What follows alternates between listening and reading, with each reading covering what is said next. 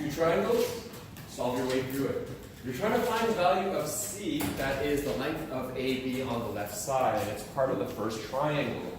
Unfortunately, you could do whatever you want, but you do not have enough information. You're basically stuck. Which means, well, You gotta find angle C. knowing 3 pieces of information, by now I'm hoping you made the connection. As long as you have 3 pieces of information that is not angle, angle, angle, you can find and break open any triangle you want. You can figure out all the information you want, as long as you have 3 pieces. Is this Yes. example 2? No, this is example Question. 3. It's question 3. Okay. So the idea is this.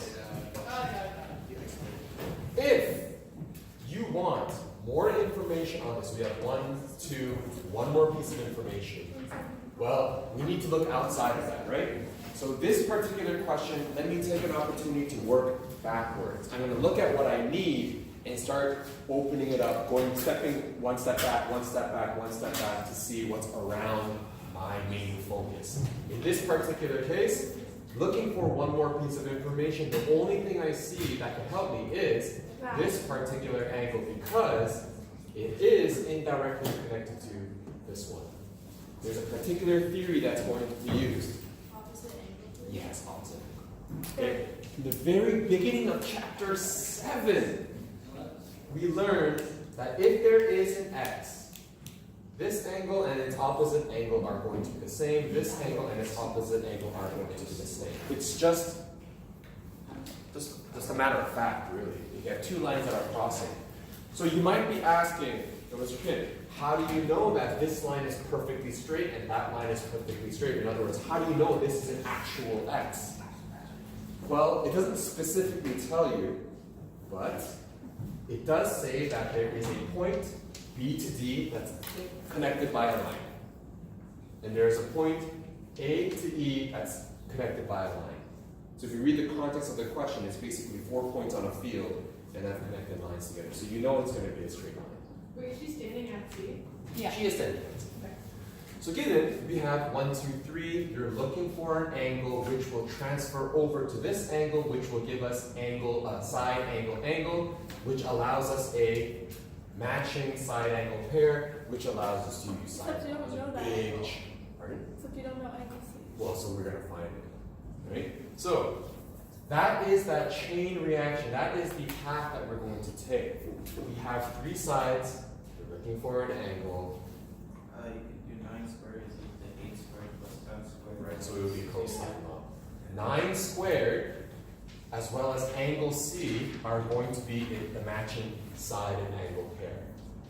The other 2, so the 10 and the 8, that's sort of off on the sidelines, are going to be used as part of the Pythagorean theorem portion. Oh, I should get it. Okay? And the rest is algebra, really. Yes? Does it matter which side you choose to be C? Nope. Because 1 plus 2 and 2 plus 1 give you the same answer. So no problem. Same with multiplication. 1 times 2, 2 times 1, same answer. Okay? As long as you follow algebra, in other words, 81, let's get this side all alone. This is one term, and that has the variable, so I can't do anything just yet. 81 subtracted by 64, which is subtracted by 100, is this. By algebra, remember, your goal is to get the unknown all alone. Yes? Are we able to just go straight to like the formula, which is like a squared plus b squared equal a squared plus b squared minus c squared over 2ab Yes. equals cosine C? You'll see by doing the algebra, you see that formula come out. Also, one more question. I already asked this before, but I forget what you said. Why, when you switch it over to the other side, it's still minus? Oh, never mind. I know. Actually, I just said it out loud. Never mind. I have a question. Right here, I found the answer for angle C. Do you want me to round it to the nearest degree or keep that 2 decimal places? I think we've had this conversation before. Like 8 times. Yeah. Right, always. You know what? Let me just say it out loud. On a test, it has been a trend where if you have an angle, just round to the nearest angle. when you get to higher levels in math, sciences, whatnot, each decimal place does make a big difference. So here's my recommendation. Here's my little twist. Round, but only round to at the very end. What do I mean by that? Take a look at my online solutions. Every single time I do a calculation, I leave like 7, 8 decimal places. Right? I keep on using 7, 8 decimal places everywhere, and at the very end, I round it, like when I have the final answer in pink. Okay? Yes? Probably a stupid question. No, not really. But when you switch the side things, Yep. why don't those become -8 and -10? Oh, okay. That's what I was. So again, algebra. How about I take a step back? Take a step back. This is something that you need to not only for cosine law, but for all equations, okay? Because algebra is an umbrella that covers all things, okay? This, if I want to get cosine all alone, what is the operation here, and what's the operation here, and what's the operation here? Multiplication. Multiplication. So I divide by -2, divide by 8, divide by 10. Oh, And so divide by -2, divide by 8, divide by 10. If you don't like that, why not just do this? What is -2 times 8 times 10? This is equal to 160. -160. So how do I get cosine C all alone? Divide both sides by -160. So this becomes 19, -19, -79, -80. Once you get those numbers, like what 8 squared and 10 squared, can you automatically just bring it to the other side and I'll figure out the other equation? Or like the other, The short answer is yes, but the long answer is yes. do algebra. Do algebra. Don't think, can we just bring it over? Well, you can answer that question on your own if you work out each operation. If it's a multiplication, divide. The division, multiply. So what's like the longer answer? Would it be like 81, so it would be 81 equals 64 plus 100, and then minus 160 cosine C, and the minus 160, This is subtraction, by the way. sorry? This is subtraction. Oh yeah, no, it's like if you left it on the other side, well, 9 squared was on one side. Oh, I see what you're saying. Okay. You know what? Let's talk about this because some people did make this mistake on the quiz.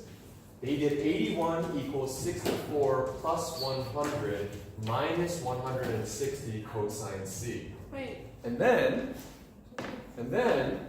this is what they did. They did 81 equals +4 cosine C. How's it go? Wait, no, that's, Oh, like, what the hell? Oh, because I added the 3 numbers instead of keeping -160 Yeah. cosine C at the other way. And then when they divide 81 by 4, you get cosine C, right? And then 81 divided by 4 is 20.25. And when they go to inverse cosine it, That's so much. they get a error. Because you cannot inverse cosine anything greater than a 1. Think about it. Cosine is adjacent over hypotenuse, which means isn't the hypotenuse always the largest of the 3 sides? But that means this is always going to be larger than the numerator. If you have a whole number, what does that mean? That means your adjacent side is bigger than your hypotenuse? What? That doesn't make any sense. So when you have a number greater than 1, something's not right. You've done something wrong. Okay? It's probably algebra. It's not the numbers you plugged in. Most likely it's algebra. So, now that we had a bit of a detour, let's go back to the question. Inverse cosine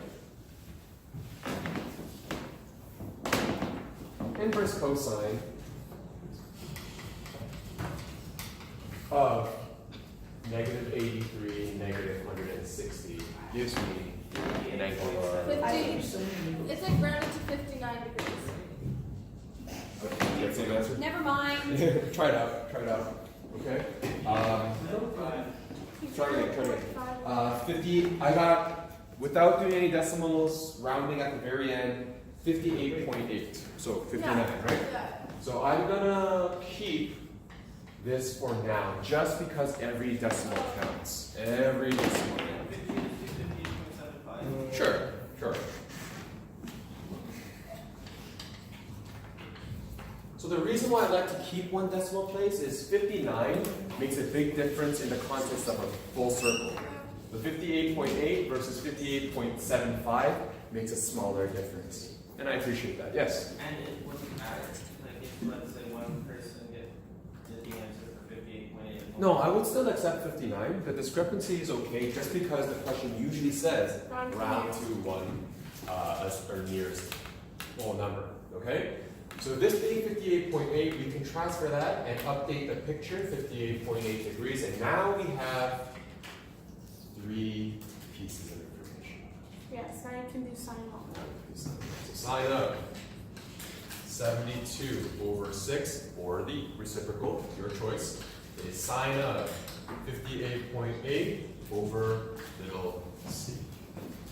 Algebra, cross multiply, do whatever you need to do. C should be something along the lines of sine 6 times sine 58.8 degrees divided by sine of 72 degrees.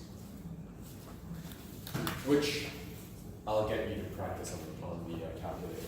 Please note, you don't have to, if you want to be even more accurate and you're sort of scared or anxious or sort of paranoid about getting the perfect answer, you don't have to use 58.8. Use the original number you got from here. And this is where your calculator is super useful if you have the A and S button. Right? Super useful. I don't know how I would have gone through high school, my chemistry, my physics, all the math heavy things without the A and S button. So, anyways, shameless plug. Figuring out that should be approximately 5.4 meters. Approximately. Any questions? So again, I feel like the problem or the hurdles or the little tripping stones, whatever you want to call it, are found in number 1, algebra, because that's so embedded in your math career since you were, I don't know, 10 years old or whatever, in your tweens, okay? Number 2, just plugging in the correct numbers, or even number 3, looking at the entire picture to see where you need to start and where you're supposed to finish.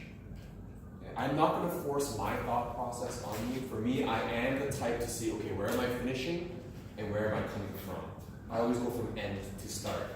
But for you, you might not be programmed that way, and I'm not going to hold it against you. That's actually a great thing. It could even be a strength in certain areas. So take a look at what information you're given and say, okay, I'm not sure what I'm supposed to do here, but I do see 3 sides. Maybe, because I remember side, that's where I'm supposed to start. The only problem with that is you might end up doing work that is unnecessary because you're sort of shooting in the dark to see if it helped you. But I'll leave that to you in your practice.